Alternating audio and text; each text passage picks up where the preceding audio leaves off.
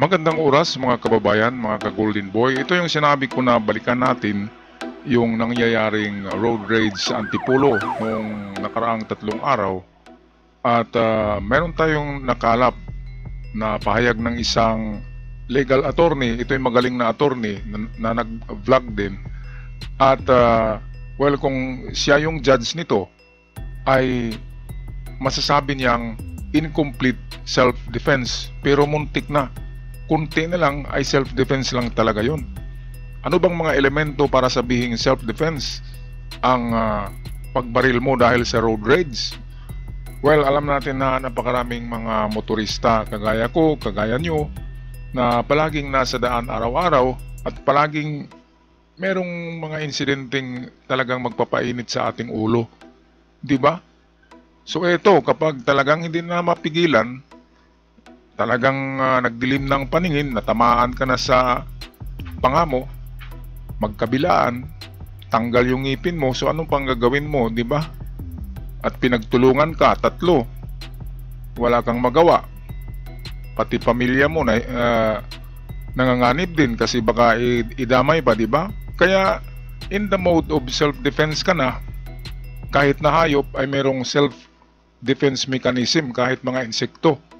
Kaya ito ang meron tayo, itong parang nasa ating instinct na pagdepensa sa ating sarili kung nasa napakadelikadong sitwasyon tayo. Kaya ito ang ating kaibigang attorney na magpaliwanag kung ano ang mga elemento para masabing self-defense lang ang ating pagbaril sa isang tao dahil sa road rage. Narito ang video, atin panoorin. Biro mo yung isa, maawat lang, tinamaan din yung girlfriend niya, awat din ng awat sa kanila, tinamaan sa hita. So biro mong perwisyo sa buhay ang ginagawa ng isang taong mainitin ng ulo, umaatras na nga, tumatakbo na nga sa eksena, hahabulin mo pa, nasuntok na nga ninyo.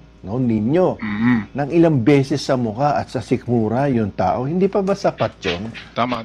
Ito dahil yan sa, marami kasi ang nagsabing mga DDS daw yun, yung mga mag-ama na yun. At dahil sa DDS culture na palaban, palaaway, maastig, iron fist, kaya ito yung tinatawag na kulturang DDS na mangyayari dahil sa pagbagsak ng morality at spirituality ng bawat Pilipino dahil sa doctrine ni Digong na sosyalismo, di ba, yung ating pinalabas na video kanina, ay doon nyo talaga makikita kung sino si Digong. Alright, kaya itong nangyayari ay ibinahagi ko sa inyo mga kababayan dahil sa baka ikaw o ako sa susunod na araw ay makaengkwentro ng mga DDS na ganyan yung pag-iisip na pagbuntalin ka kahit na tumakbo ka na, kahit na lumagpas ka na, di ba, hinabol ka pa at hinarangan. Anong gagawin mo? Kasama mo ang pamilya mo, may anak ka at asawa at kaibigan. Di ba, baka isali pa yung mga pamilya mo, pagbugbog dahil 3 sila. At ikaw ay natamaan na rin, di ba, nagdilim na yung paningin. Yung panga mo masakit na, di ba? Sabi ay natamaan sa panga, hilo daw nahihilo daw yung SUV driver. Kaya bumalik siya doon sa sasakyan, kinuha yung kanyang baril. At nakita niya, umatake pa rin yung naka-helmet, sumusuntok pa rin. Di ayun, tinamaan, bumagsak na parang kahoy lang, di ba? Nanigas. Kaya sa comment, makikita natin sa comment sa video, ay wala talagang pumapanig doon sa mga kamuti rider na tawag. Nasabi ng iba ay mga DDS daw yan. Kaya napakadelikado ng mga DDS pala kasi napakatapang. Lumagpas ka na nga, hindi mo sila nasagi, hahabulin ka pa rin, iskrinan ka, at hamunin kang bumaba. Grabe, no? Grabing kultura yan. Kung yan ang dadami sa daan na kultura. O tingnan nyo yung mga DDS kahit sa Qatar, di ba? Nakulong na. Sasabihin pa na hindi daw sila nakulong. Meron pa mga nag-vlog na hindi daw nakulong. Lahat ng mainstream channel, ng news channel, nagsasabi na nakulong. Saudi pa, ay Qatar pa, di ba? Napakahigpit ng ano doon. Kunting kasalanan lang ay kulong eh. Pero sa tulong ni PBBM nakalabas, di ba? Ang bilis. Pero anong sabi? Si Digong daw ang nagpalabas sa kanila. Grabe talaga, no? DDS pa more. Okay, so ito ang paliwanag ng ating kaibigang attorney. Kung anong gawin mo kapag nasa road rage ka na, hindi mo na mapigilan, talagang kalabitin mo na, so ito lang ang gagawin natin. Atin pakinggan ng ating attorney. Humingi na ng pasensya, ginulpi mo pa, umatras, eh siyempre, nandoon yung girlfriend sa sasakyan. O bumaba, inaawat kayo. May kasamang bata, may kasama ding isang lalaki pa. Abay, kahiya-hiya yung sitwasyon na yon, na ginugulpi-gulpi ka doon. Abay, kung ikaw talaga mapupunta na sa sitwasyon na yon, kung hindi ka makakapagtimpi, talaga mabubunutan mo ng baril. No? Kaya lang, ang mali doon sa driver ng Fortuner, tinira niya sa ulo. Dapat yun, tinira mo lang sa bandang baba ng katawan. Okay, so ito yung punto mga kababayan ha, mga golden boy. Pakinggan natin to, advice ni attorney ito. Kung sakaling ganito na talagang mabaril na tayo, ito lang ang patamaan natin sa isang tao. Ito, balikan natin. Para hindi naman mapahamak ikaw at walang intent to kill on the part of the person defending himself. No, miski 2-3 putok doon sa baba ng katawan niya, okay na yun, dadapa na yun eh. Basta huwag mo nang tirahin sa ulo o sa may bandang puso para hindi mamatay yung tao. O kaya, nag-warning shot ka, papapak, o takbuhan na yun. Di walang namatay or nasaktan doon sa insidente na yon. Ayan, so yun pala ang maganda talaga. Warning shot sa hangin or sa lupa, di ba? Isa, pero kung aatake pa para sa akin, kapag hindi natakot sa warning shot at aatake pa, ay doon mo na itama sa kanya. Pero wag mong patayin, sabi ni attorney. Wag mong i-point sa kanyang dibdib ang baril, wag din sa ulo, kundi doon sa baba. Ibig sabihin, pwedeng sa tiyan, pwedeng sa hita, pwedeng sa paa, para maparalyze lang siya. Diba? Para walang mamatay, and then self-defense lang talaga ang kaso mo. So kung self-defense, pwedeng 3 taon lang, 1 taon lang, diba? Kasi self-defense nga at walang namatay.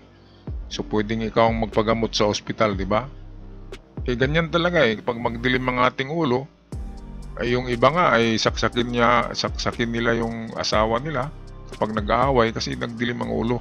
Pero kakaiba tong road rage kasi pinagtulungan siya ng 3 at meron siyang kasamang anak at live-in partner or asawa sa sasakyan, kaya in protection mode ang driver ng SUV. Kasi nasa delikado na sila kasi 3. Sabi nga niya parang may baril yung isa kaya inunahan niya na. So ayan, balik tayo kay attorney. So kaya nga lamang siguro driver ng Fortuner masyado nang nagdilim yung paningin niya, no? Kung kaya nagawa niya na barilin yung sugod ng sugod sa kanya na rider. At so yun, kung papansinin natin doon sa sitwasyon ng Fortuner driver, hindi natin masasabing complete self-defense siya. Kasi yung isa doon sa mga elemento na aking binanggit at ipinaliwanag ay nawawala. Ano yun?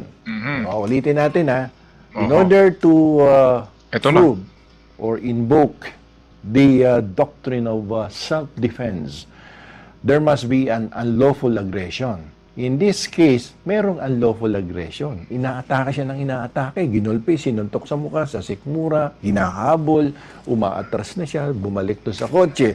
So, doon, present yung unlawful aggression. Kaya nga lamang, pagdating dun sa pangalawang elemento, sumabit. Because the means used or the force applied by the person defending himself is not proportional or is not equivalent to the force used or by the weapon used by the unlawful aggressor. Wala siyang gamit Ang galang ginagamit niya, yung strength lang niya, yung lakas, no? Ng nilang mag-ama. So, using a gun, no, to prevent the harm and danger to your life is not reasonable. Yun, dun sasabit yan. Okay, so ito pala, katulad din pala to sa giyera, di ba, sa Ukraine and Russia. Gumamit ang Russia ng mga interballistic missiles. Pulbos ang Ukraine. Kaya may kaso si Putin sa ICC dahil sa rason na yun na hindi daw proportion yung armas. Kasi maliliit lang ang armas ng Ukraine. Ang Russia ay ballistic missile na. So, disproportionate, hindi proportion ang mga armas ng Russia, Ukraine. Ganun din pala sa itong ganito na mag self-defense ka. Kailangan pala kung buntalan lang, kung suntukan lang, ay suntukan lang talaga. Ang hirap naman kasi tatlo kasi ang nagtulong sa kanya. Paano yan, di ba? Kung pag-usapan natin ng armas, tatlong armas ang sa tatlong tao yung ilang pares ba na kamao yan? So, anim na kamao kontra sa dalawa. So, hindi proportion, di ba? Kailangan gagamit yung SUV driver, sabihin natin ng arnis or baseball bat or kutsilyo, di ba? Para ma-proportion ang away, ang labanan. Kasi, tatlo anim na kamao yan, sabay-sabay sumuntok sa'yo, ang kamao mo, dalawa lang. So, hindi patas. Ganon din yun, di ba? So, kailangan gagamit yung SUV driver ng armas. Pero kung armas man, ay yung mababa lang na klase. Katulad lang ng arnis, di ba? Ng kutsilyo, ng baseball bat para masabing patas ang labanan. Alright, so patuloy pa tayo sa ating video tungkol sa pag-iwas sa road rage at magiging self-defense lamang ang iyong pagbaril. So, nawala yung second important element, yung reasonableness of the means used in order to prevent the harm against yourself. Yung pangatlo na elemento, lack of sufficient provocation on the part of the person defending himself. Present. Number 1 element, unlawful aggression. Present. Number 3 element, lack of sufficient provocation on the part of the person defending himself. Present. Pero, what about the second element? Ayan. Reasonableness of the force used. Is it proportional?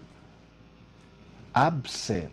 So, pag wala yung isang elemento, incomplete self-defense. Ayan, so incomplete self-defense ang ginawa ng SUV driver ng Fortuner. So, ano ang verdict dito?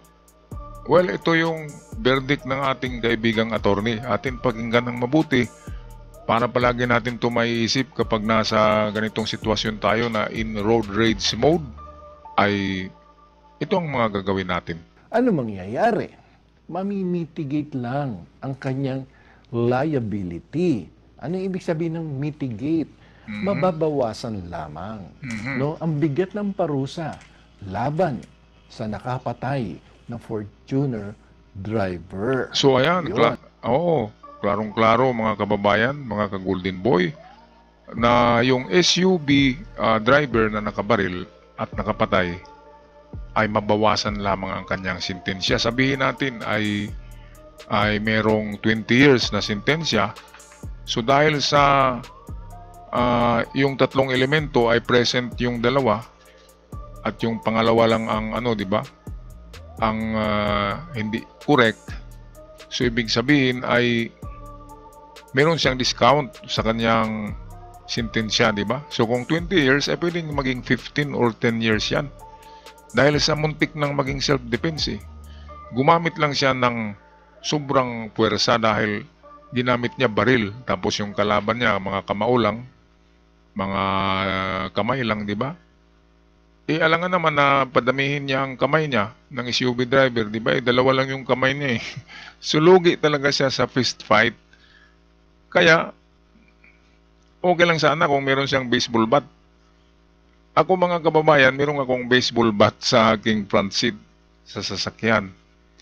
At meron ding baseball glove at baseball ball Yung baseball ball, oh, meron din para kapag may checkpoint at buksan ng bintana ko ay makikita nila na galing ako sa laro na baseball dahil merong baseball glove at baseball na bola at baseball bat. Meron akong baseball bat, hindi ako nagdadala ng baril dahil yan nga, kung mayroong road rage, patay tayo dyan. Okay lang baseball bat kasi ospital lang ang puntahan nila So ayan, klarong-klaro, tatlong elemento pala yan. Kapag inaatake ka ng kalaban, pabor sa'yo. At kapag hindi ka umatake at ikaw ay tumakbo, pabor sa'yo. Pero yung pangalawa ay huwag mong gamitan ng sobrang puwersa o sobrang armas o huwag mong gamitan sila ng hindi nila kayang labanan na lakas, di ba? Grabe naman yan na kondisyon. Mahirap talaga.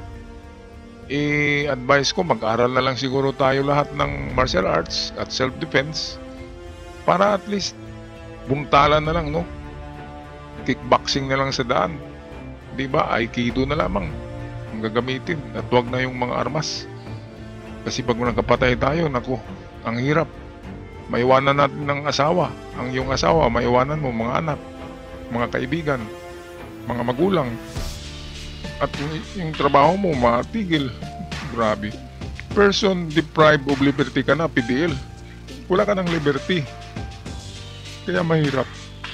Kaya mga kababayan, kunting lamig lang sa mga ulo kapag mga ganitong sitwasyon na mayroong road rage.